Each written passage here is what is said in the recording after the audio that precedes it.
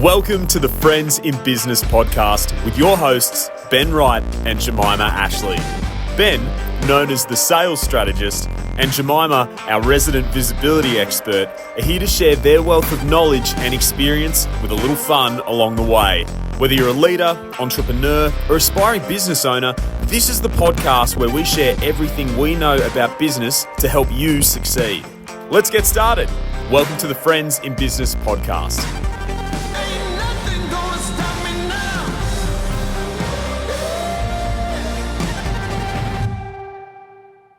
Well, Jemimah, I can happily say that so far the cyclone hasn't hit. I don't think it's too far away. Forecast last night was we have a currently category 4, downgrading to category 2. We're at a 2 now, yep. Yeah, hitting landfall in a couple of days. But the show must go on, and we are back here recording Friends in Business episode 27 today. So welcome. Thank you for having me. It was a bold choice for us to go, you know what we should do right now? Visit us in a cyclone. Thank you for the invite. Appreciate that. Love that. And we did decide, there was that moment where we went, is this a good idea? Because is it a good idea traveling up? I could end up having to move in here, and I basically do every time we record anyway. It's true. Yeah, my little one loves you. Marley loves hanging out with you. It's true. Yeah, look, it is quite different, right? As you're going through life, you have lots of different challenges. But would I expect to say that there's a cyclone that's potentially hitting Sunshine Coast and Brisbane? Not something that would have been on my list of things. But wow, you just, no matter what life throws at you, you learn so many different things. And I mean, in this instance, there are so many pieces of advice coming our way around how to handle a cyclone, right? Don't swim, don't go out riding, don't stand under fallen trees, right? Where are you going to go if the cyclone hits, right? It's boom, boom, boom, boom, boom. The radio this morning was, I stole your car, as you would know, this morning. You went for a bike ride, I went for a run, and I was listening to the radio on the way down to the beach to do a run there. And I just was surprised about the amount of information that was like, here's where you get your sandbags, don't go in the ocean.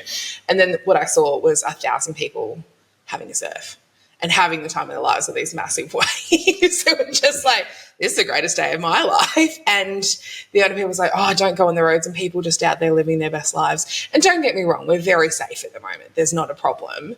And we've got a couple of days before landfall, but the advice is very different from what people were doing. Yeah, and I think that advice is very relative to your skill set. So when we talk about don't go in the water, I've done lots and lots of swimming across my life. And I'm down at the beach, and right now there's no problem for me getting in the water. Yeah. But I'm an experienced swimmer, and experienced surfers would look at that and go, there's no problem being out in the surf. That's a Tuesday for them, right?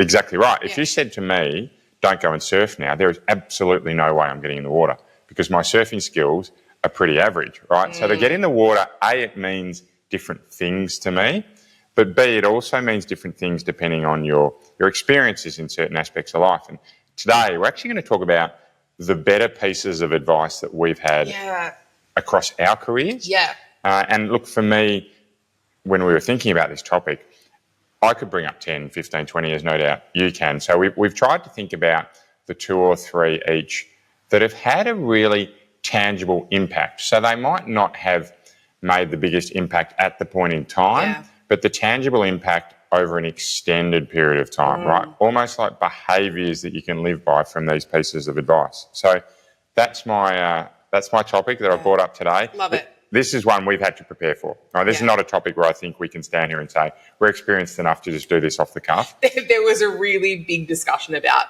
and it was, we both kind of had to go to alone zones to go and think about respectively and go, what is a piece of advice? I mean, because if you said to me now, write down 100 pieces of advice, it could be like, don't go in the water where there's a shark there. I could give you some, have you gotten terrible advice from people before? I've got both bad advice and I've also got different podcast episode. Let's do that. We should do that. Worst advice. But I've also got good pieces of advice that were not relevant to me. So it's filtering through the bits of advice that actually work for you. Perhaps they're not relevant then. Perhaps they're not relevant forever. But today, let's go through. So today, we're going to go through 3 bits of advice each that have stood the test of time with us. And one thing I will say is there's going to be a little bit of contradictory conversation here because one of our pieces each in particular, I think for me, is relevant at different points in time in our lives, but is the polar opposite, right, of the pieces of advice. So, Jemimah, I'm going to throw to you. Let's go one each. What's your first piece of advice that stood the test of time with you as being fantastic? My first one is done is better than perfect. So done is better than perfect. Cool, explain. So huge advocate for this, because one of the things I can often get really stuck in, and I see this a lot with my clients too, Ben, I see it all the time, of it's not perfect and I'm not ready. It's not perfect, so I'm just going to wait. Or I don't feel like I have every single piece of information before I can action it. I'm not ready to send out this social media post because it feels like it's only 90% where I want it to be. I didn't quite get 100% the filter I wanted on that photo. Therefore, I'm not going to post anything. That award application, it's probably not going to win. I won't even bother entering. It's this, we dress perfectionism up in shiny shoes and we make it has to be perfect all the time. That's no fun. No one wants to invite perfectionism to the pool party, you know? I think there is a time and place where perfectionism absolutely needs to be. Getting a tax done, doing finances, doing a bank loan, doing a legal document, it has to be right. For a social media post or a press release or a award application, maybe 90% is enough. Yeah. I've certainly had periods in my life where I felt that I couldn't hit close to perfection in something. So it actually stopped me doing it altogether. Whereas for me, and I work off progress over perfection, that when you make those little steps and you slowly, inch by inch, centimetre by centimetre, take steps forward, that takes you one step closer to perfection. Yeah, agreed. So if you're happy to have that as a goal, I think it's fantastic. But if you're waiting... And you're never going to feel ready. And I think there is this moment where you have to realise maybe it's not important. Maybe that social media post can just go out, even if it is 85, 90% where you want it to be. This is not going to end anything and you're getting in your own way. It's another way of saying, I don't feel ready. I feel like I need to be perfect. Okay, great. So that is almost saying, for those listening, it's take those steps forward, right? Done is better than perfect, which means you're moving in the right direction towards your goals. All right. Fantastic. I really like that. Shall we jump on to one from me? I want to hear yours. Excellent. Okay. One of the favourites when it comes, I'm going to move to one that's at an emotional level because I think I've shared pretty openly that I've had challenges across my business journey that emotionally have probably impacted me more than intellectually. That's where I've had my big challenges. And for me, this too shall pass is one of my favourites. This too shall pass. I love this because it is, I really love this, Ben, for multiple reasons, because it swings both ways, right? If you're in a really bad time, this too shall pass. But if it's going really well, just wait. Like something else is going to go wrong a little bit in a good way. Like time will change everything. You just have a give it time. In the worst time in the world, just wait. Yeah. The way I use it, the way it's been really effective for me, and I learned this from one of my coaches, Josie Thompson. In fact, I don't think she told me, but she actually put me onto a resource where I learn it myself. And hey, Josie, if you're listening. But Josie, fantastic when it comes to that, that prefrontal cortex of the brain, right? All those ways you're trying to think. And for me, the way that this too shall pass is really effective for me is that when I'm in the moment and things are really, really bad, right? I'm in the cyclone and the waves are around me and I'm struggling to get out of that water. Right, for example, to be able to pause and remember that this is a moment in time that will pass through. It's rarely as bad as it seems. Actually helps me then think through that bit to the future. So fantastic for me in really difficult business times or when I'm doing something that's challenging. And yes, on the flip side, that this too shall pass reminds me when things are going well that you're only a moment away from being back in the pack. And that then allows me to actually work really incredibly hard. Yeah, and I think there is this beautiful moment that, this is the human experience a little bit. I think we do have that moment where when it's bad and I know we're going to deeper dive into that, I'm sure, in different episodes, but when it is bad and things aren't going 100%, we have to remember that the human experience isn't always meant to be joy. It isn't meant to always be happy. It's actually a fairly neutral experience. You've got to go and find the gratitude and the love when things are going really well, to recognize it's going really well, and when it's bad, to know it's finite. Yeah, absolutely. So we're compartmentalising through this too shall pass. All right, fantastic. What else have you got? One of my favourite, well, we're hitting controversial territory now. So this is when I raised a bed in the kitchen and he said, mine's the opposite. I was like, let's go.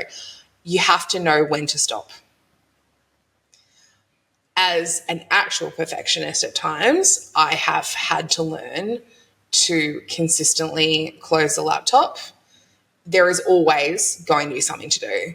I know you and I take time out to record these episodes. That it involves me jumping on a plane, that we spend like a day recording, we do some stuff together, and it's a really fun experience. But we both have competing priorities outside of this. And where I think we can get really stuck is that we could both happily sit at our laptops till midnight doing work. Probably not happily. Happily is probably an exaggeration. We'd probably not like each other very much, but we have things to do always. You have to know when to stop. Yeah, setting boundaries. Yeah, and know when to turn the phone off and to be like, this is a tomorrow problem, that you do need to take time off. And as business owners and professionals, there's always something to do. So what does that look like for you? How do you create those boundaries?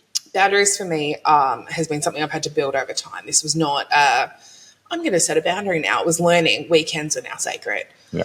That and immediately in the next breath, I will tell you, sometimes that doesn't apply. Sometimes there are competing priorities and that Saturday, unfortunately, now belongs to the office. But you owe yourself time off later. It is knowing that when the alarm goes at 5:30, 6 o'clock in the morning, you've got to get up and go and move the body and go and take time. That is a sacred boundary I had to set in place because there's nothing stopping me from starting work at 5:30 in the morning these days. Yeah. Okay, great. Well, I previously did follow exactly that same piece, right? Which is, in fact, I've historically, I have worked a lot of weekends when I had my businesses, and I ended up compartmentalising around days and hours. I take a slightly different approach now, which works for me, right? Probably a little bit different because I've got a child, right? Yeah. So what I now do is I actually slot in the important parts that are outside of work. So for me, I do some drop-offs, pickups. We have swimming lessons. We have jiu-jitsu, little ones in there. Choker hold, she's been teaching Dad the last couple of days. Right? My exercise, my time with Shana, which is really difficult, actually. That's one we need to get better at. I've said exercise, eating, right? Everything else that it's in there, I put all of those into my diary and then work fills around it.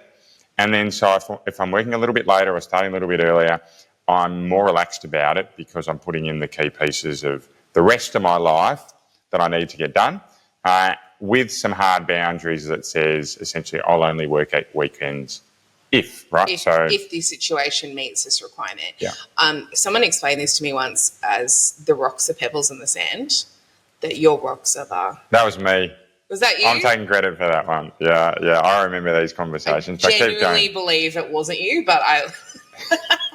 All right, Ben, you can have... We can have a debate about this another time. The rocks, pebble and sand. This is that you have the rocks and you build your life around. And so yours are, I know how much you love taking your daughter to swimming classes. Yeah. Love that. It was like, you can't come Friday, swimming classes are happening. Or you can, but you're coming to a swimming class. Yeah, I've got an hour and a half I carve out. Yeah, and I think that's very reasonable, and certainly society today is far more understanding of the positive impact you can have from having a really happy team member rather than a team member that complies with the organisation. Okay, so my second piece of advice, this was actually from my father, and look, I don't think it contradicts what you've said, but it certainly provides a slightly different perspective, and that's why do tomorrow what you can do today.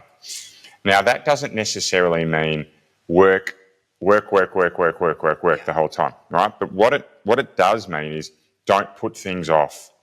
Don't delay making progress, because the moment you make progress, that's the moment you can then continue towards perfection, for example, right? If we know that taking one step forward every day, right, 300 or 275 days a year, what do we got? 265 working days in a year.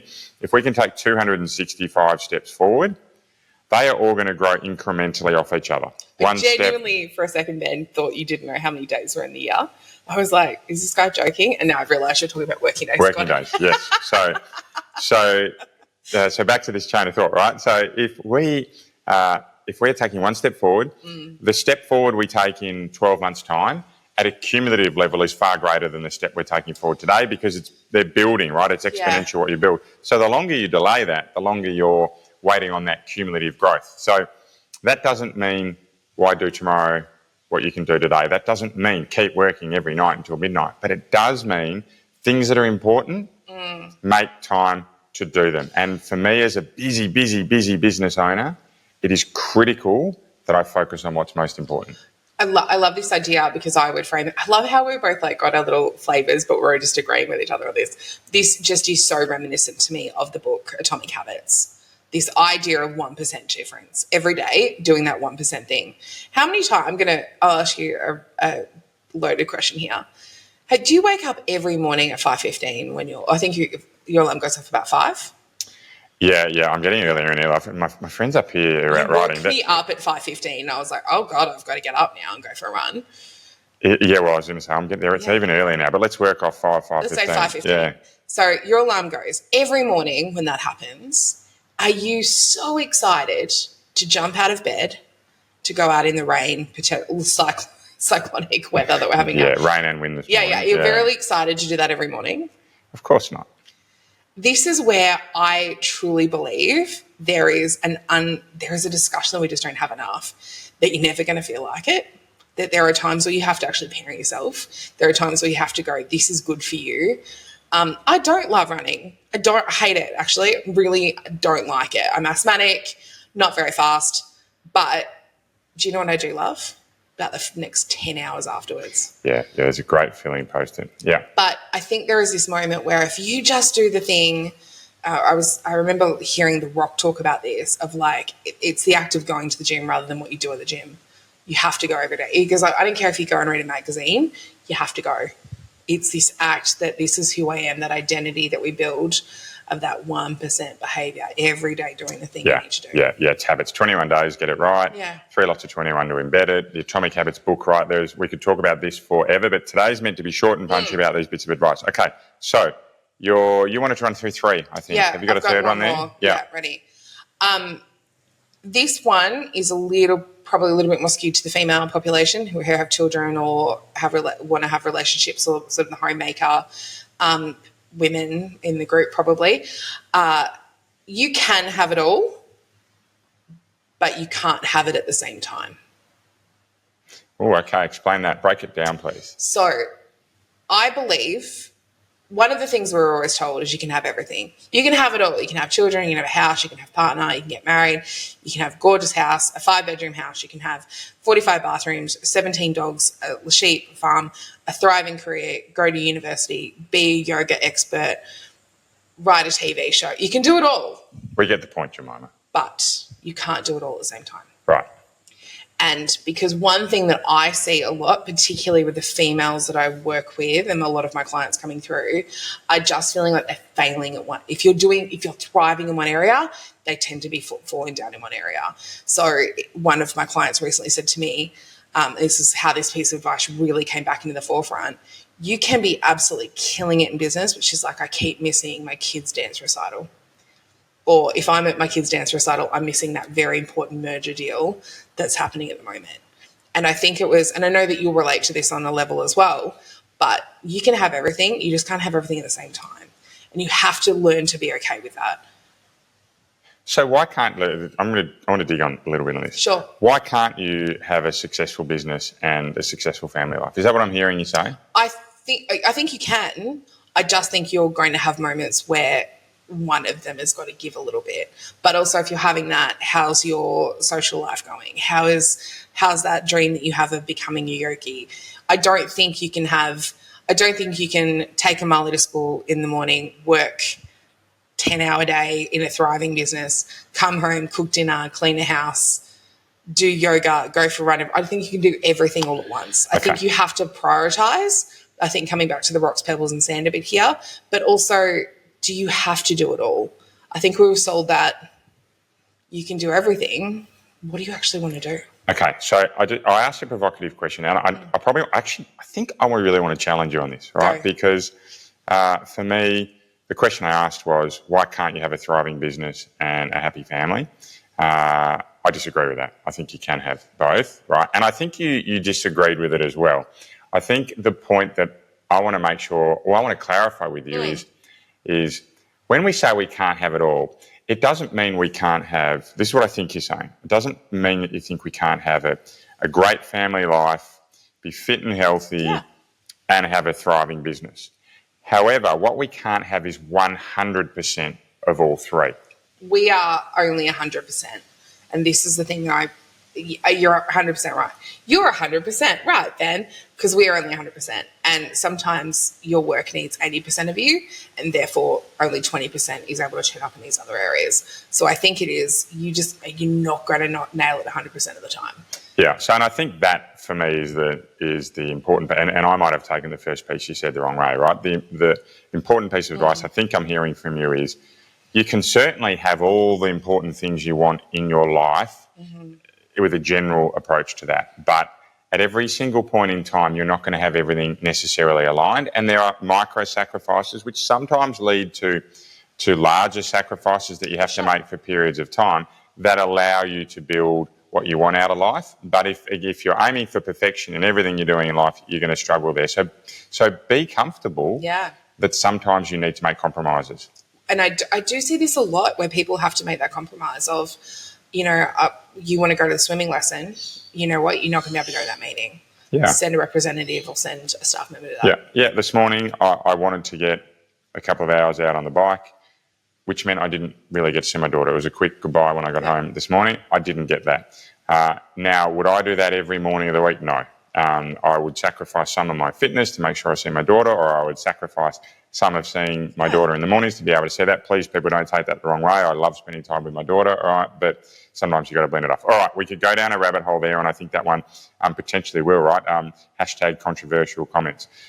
For me, last one for me, very much business related here, and that is work out what you're really good at and supplement those skills with people who are good around what you aren't, right? So there's no catch cry here. There's no amazing phrase, but what it essentially says is as you grow, as you're starting, this is particularly out for people that are either great individual contributors and are learning then how to lead, or people who have smaller businesses and are learning how to scale, is work out how you're going to scale your business. And for me, or your team, right? And for me, that starts with what you're really good at, you can probably hold on to for longer. Yeah. And then you start to fill the gaps around you with those areas you're not so good at.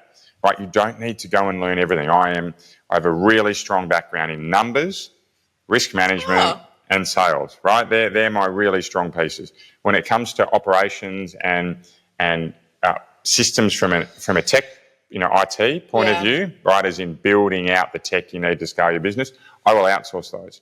So for me, I'd rather cut my own toe off than deal with all of it. And there are people who would the same in reverse when it comes to doing sales, right? So for me, the first thing I always do is start to fill those functions I'm not so strong at, right? And then the second challenge is then how do you scale what you're really good at, right? Because that's the bit that creates value in businesses is when you unlock yourself as the key person.